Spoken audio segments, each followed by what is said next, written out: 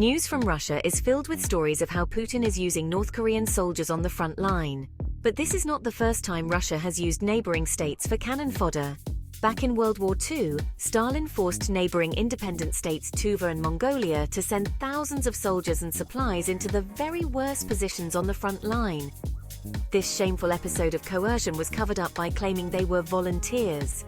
Right up to the present day, Russia continues to abuse Tuvan people for both manpower and resources, and in return gives nothing. In this video, we will look at the history of Tuva and parallels with World War II and the present day. Tuva is 3,000 miles from Moscow in Siberia, on the border of Mongolia. Most people will not have heard of it.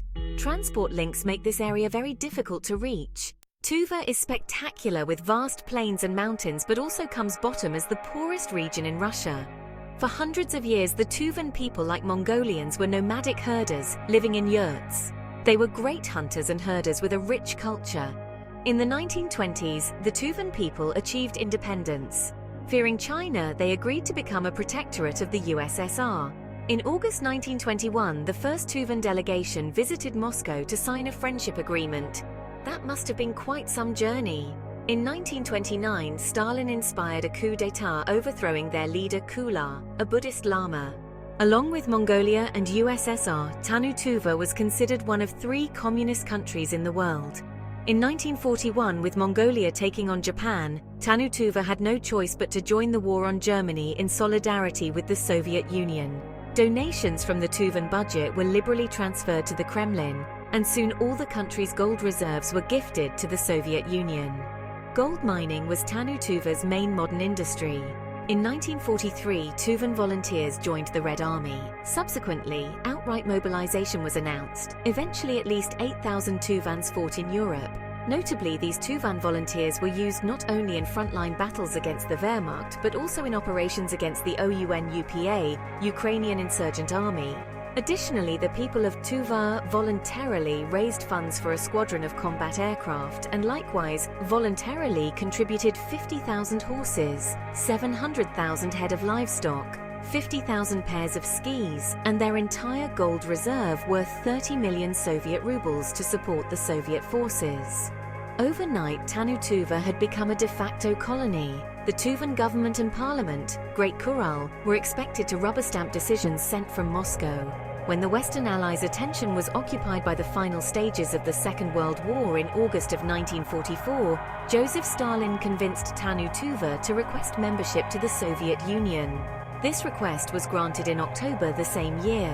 In return for helping the Soviet Union during the war, the country was made into an autonomous region, while the People's Revolutionary Army was renamed the separate 7th Cavalry Regiment of the Siberian Military District. 2 years later, in 1946, this regiment was dissolved so that no trace of a distinct Tuvan National Army would remain in the Soviet military. Tuvan soldiers returning home from the European front found their country disappeared without any announcement. All had to accept Soviet citizenship or were sent to a gulag. The agricultural collectivization forced onto the nomadic people who had lived by hunting and herding was an abject failure from which the country never recovered. To this day, there is still only one road into Tuva, and the plan to build a railway was abandoned. With their old ways mostly destroyed and little opportunity, many are unemployed and turn to drink. The Tuvan diet has always been based on milk, and they are especially good at making a specialty vodka.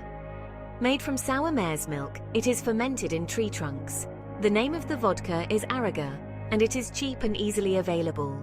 This causes many problems. Since the collapse of the old USSR, Tuva was not given the choice to get its independence back. It was forgotten and left. Over 30% of Tuvans are considered very poor, living on less than $200 a month, often for a whole family. But in 2022, an opportunity was offered to Tuvans by their dear leader.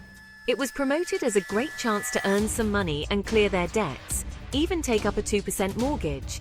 Yes, it was the chance to go and fight in Ukraine. In desperation, many took it up. For once, Tuvans had some money, but it came at a high price. No one really knows what happened to those sons and brothers who went off on the coaches that took them thousands of miles from home. Most have disappeared. Tuva has proportionally lost more men than any other region, and if they don't die, they return disabled.